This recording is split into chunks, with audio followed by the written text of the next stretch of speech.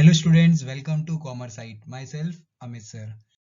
So today's topic is functions of management. हमने last दो topic में देखा प्लानिंग और ऑर्गेनाइजिंग देखा. आज हम देखेंगे स्टाफिंग. उसके बाद हम ये तीन टॉपिक देखेंगे डायरेक्टिंग, कोऑर्डिनेटिंग एंड कंट्रोलिंग, जो कि वो नेक्स्ट लेक्चर में लेंगे.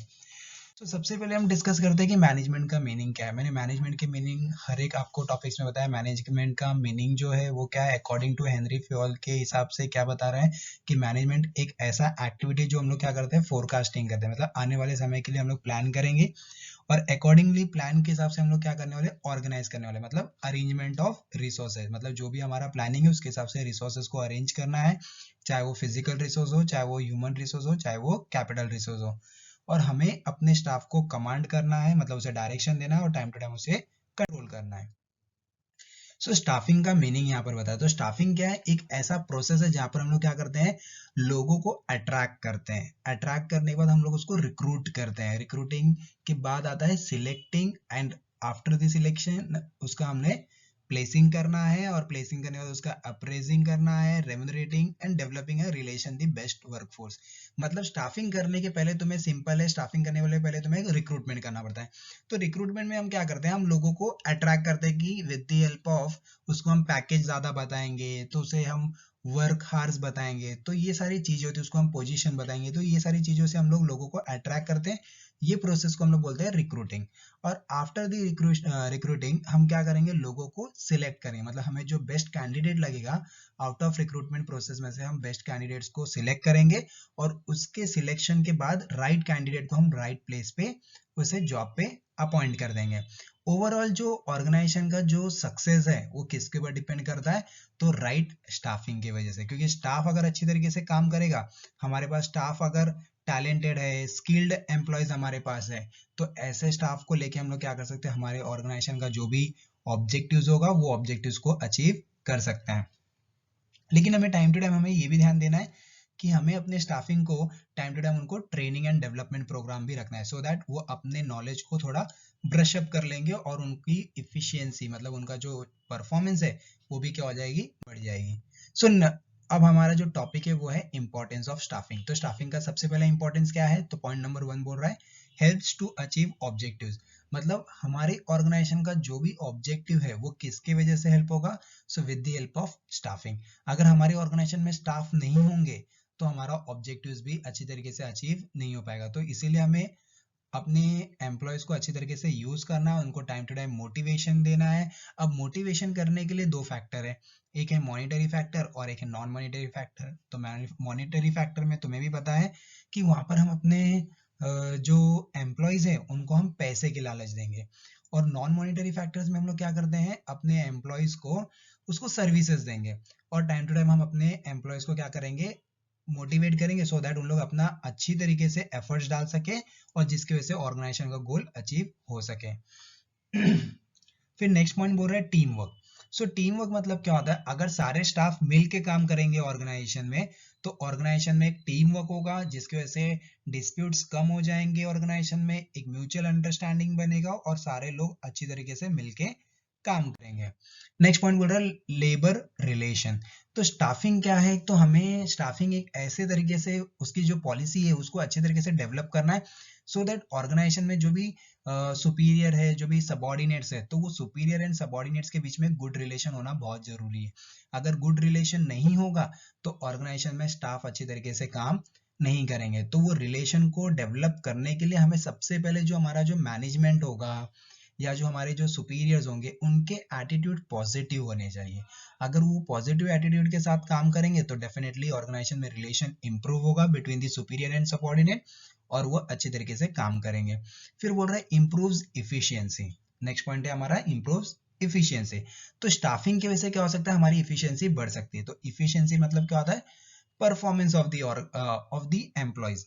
तो अगर हमें ज्यादा से ज्यादा प्रोडक्टिविटी होना चाहिए, मतलब ऑर्गेनाइजेशन में हमें लगता है कि हमारी प्रोडक्टिविटी बढ़नी चाहिए, मतलब हमारा आउटपुट बढ़ना चाहिए, तो हमारे पास एक अच्छी स्टाफिंग पॉलिसी होनी चाहिए, सो दैट हम राइट कैंडिडेट को सिलेक्ट करेंगे, और राइट कैंडिडेट को हम टाइम टू टाइम उसका जो भी रेम्यूनरेशन होगा, मतलब उसकी जो सैलरी वेजेस होगी वो भी टाइम टू टाइम पे करेंगे, और उसको साथ में हमें क्या करना पड़ेगा, उसे मोटिवेट करना पड़ेगा.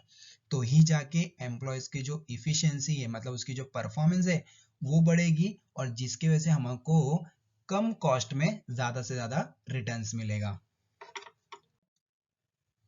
नेक्स्ट पॉइंट बोल रहा है reduce absenteeism and employ turnover. तो अगर सपोज कि स्टाफिंग अच्छी तरीके से किया गया है और स्टाफ को हमने उनके हिसाब से अगर जॉब दिया है, मतलब उनके प्रोफाइल और उनकी कैपेबिलिटी के हिसाब से, एबिलिटी के हिसाब से अगर हमने उसको जॉब दिया है, तो एम्प्लॉय एब्सेंटिज्म भी कम करेगा और हमारा जो एम्प्लॉय टर्नओवर भी कम होगा। टर्नओवर मतलब क्या होता है? Employ turnover. So employ turnover मतलब क्या होता है? जब हमारा एम्प्लॉय जॉब से सेटिस्फाइड नहीं रहता है तो वो क्या करता है, हमारी ऑर्गेनाइजेशन छोड़ के दूसरी ऑर्गेनाइजेशन में ज्वाइंट होता है। तो लेकिन अगर हमें अपने ऑर्गेनाइजेशन में एब्सेंटिज्म को भी रिड्यूस करना है, एम्प्लॉय टर्नओवर को भी रिड्यूस करना है, तो वहां पर प्रॉपर स्टाफिंग पॉलिसी होना बहुत जरूरी है। मतलब राइट कैंडिडेट को राइट प्लेस पे हम लोग क्या करेंगे? प्लेस करेंगे। फिर बोल रहे हैं एनहांस कॉर्पोरेट इमेज। तो हमारी कंपनी का जो इमेज है अगर उसको बढ़ाना है, मतलब हमारे ऑर्गेनाइजेशन में बेटर परफॉर्मेंस होना चाहिए, तो उसका भी पूरा जो क्रेडिट है वो किसको जाता है? स्टाफ को जाता है। अगर स्टाफ अच्छी तरीके से काम करेगा तो कंपनी का इमेज, मतलब जो कंपनी की जो गुडविल है, रेपुटेशन है, वो भी क्या होगी? बढ़ेगी। और मार्केट में कितना भी कंपटीशन क्यों ना हो, तो हम विद द हेल्प ऑफ अपने स्टाफ अच्छी तरीके से वो कंपटीशन को फेस कर सकते हैं। नेक्स्ट पॉइंट बोल रहा है इनोवेशन। तो स्टाफिंग क्या करता है? इनोवेशन करता है। तो इनोवेशन तुम्हें भी पता है, इनोवेशन मतलब क्या? न्यू न्यू आइडियाज लाना, नया प्रोडक्ट प्रोड्यूस करना, तो नया डिजाइन होना चाहिए, नया स्कीम। ये सब कब होगा? जब प्रॉपर स्टाफिंग होगा, प्रॉपर हम उनको ट्रेनिंग देंगे। तो इसके वजह से क्या होगा? जब इनोवेटिव ऑर्गेनाइजेशन में अगर काम होंगे, मतलब इनोवेटिव काम होंगे ऑर्गेनाइजेशन में, तो डेफिनेटली मार्केट में ये कुछ जो कंपटीशन चल रहा है उसको हम इजीली फेस कर सकते हैं। बिकॉज हमें भी पता है ये जो मार्केट है, this is the competition market है। मतलब यहाँ पर बहुत सारे लार्ज नंबर ऑफ बायर्स भी हैं एंड साथ ही साथ लार्ज नंबर ऑफ सेलर्स भी है। तो ये कंपटीशन को इजीली फेस करना है तो हमारे जो स्टाफ होने चाहिए वो क्या होने चाहिए? वो इनोवेटिव होने चाहिए। फिर बोल रहा है हेल्प्स टू फेस कंपटीशन। सही बात है। तो अगर भाई हमारे एम्प्लॉय जो है वो ट्रेंड है, मोटिवेटेड है, तो उनकी परफॉर्मेंस बढ़ेगी। परफॉर्मेंस बढ़ेगी तो कंपटीशन इजीली फेस कर सकते हैं। कैसे? तो ट्रेंड एम्प्लॉय क्या करेगा? क्वालिटी प्रोडक्ट देगा, मतलब क्वालिटी गुड्स देगा, क्वालिटी सर्विसेज देगा, so that customer will be satisfied. और कस्टमर सेटिस्फाइड हो गया तो डेफिनेटली हमें कंपटीशन में हम पीछे कभी भी नहीं रहेंगे।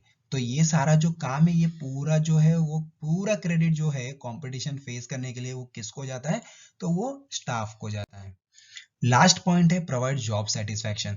तो एम्प्लॉयज को हमें क्या करना है? जॉब सेटिस्फैक्शन देना है। क्योंकि हमने लास्ट पॉइंट में देखा था कि जो एब्सेंटिज्म है, लेबर टर्नओवर होते हैं, वो क्यों होते हैं?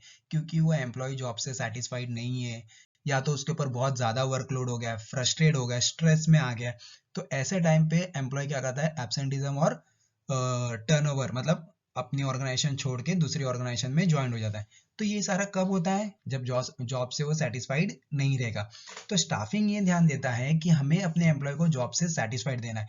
मतलब जैसे उसको financial and non financial incentive, जैसे मैंने तुम्हें बताया कि monetary factor and non monetary factor. Monetary factor में उसे हमें इंसेंटिव्स देंगे, मतलब बोनस देंगे, एक्स्ट्रा कुछ पेमेंट दे देंगे। नॉन फाइनेंशियल इंसेंटिव्स में मतलब उसको 2 दिन का ट्रिप, पिकनिक ऑफर करेंगे, लंच ऑफर कर देंगे, डिनर ऑफर कर देंगे, गेट टुगेदर रख देंगे। तो ये सारी चीजें। और टाइम टू टाइम सबसे इंपॉर्टेंट जो पार्ट है उसका रेम्यूरेशन प्रॉपर होना चाहिए, सो दैट एम्प्लॉयज में एक मोराल, मतलब जो एम्प्लॉयज वो एकदम उसमें एक हौसला आएगा। यस, तो इसीलिए बोला मोरल ऑफ द एम्प्लॉयज। तो उनकी हौसला बढ़ेगी और वो ज्यादा से ज्यादा काम करेंगे। सो ट्रेनिंग एंड डेवलपमेंट की वजह से क्या होता है? लोगों का परफॉर्मेंस भी बढ़ेगा, उनको फेयर रेम्यूनरेशन देना है, job security is also important. तो ये सारा चीज रोल प्ले करता है जॉब सेटिस्फैक्शन का। मतलब टाइम टू टाइम उसे हमें सैलरी, हाँ, फिर उसको सर्विसेज जो भी हमें गेट टुगेदर, पिकनिक या छोटा मोटा लंच ऑफर कर दिया हमने, उसको फिर ट्रेनिंग एंड डेवलपमेंट प्रोग्राम देंगे। तो ये सारी चीजें अगर उसे मिल रही है तो एम्प्लॉय हमारा क्या होगा? जॉब से सेटिस्फाइड होगा। सो आई होप आपको सारे पॉइंट्स क्लियर है। अगर भी आपको कुछ डाउट है तो आप मुझे ये ईमेल आईडी पे लिख सकते हो, जो कि है iamamit.yoursuccesspartner@gmail.com। सो मैं ट्राई करूंगा कि उसको सिंपल से सिंपल नोट्स में आपको भेज सकूं। Okay, thank you. सो हम मिलेंगे नेक्स्ट लेक्चर में एक नेक्स्ट टॉपिक के साथ।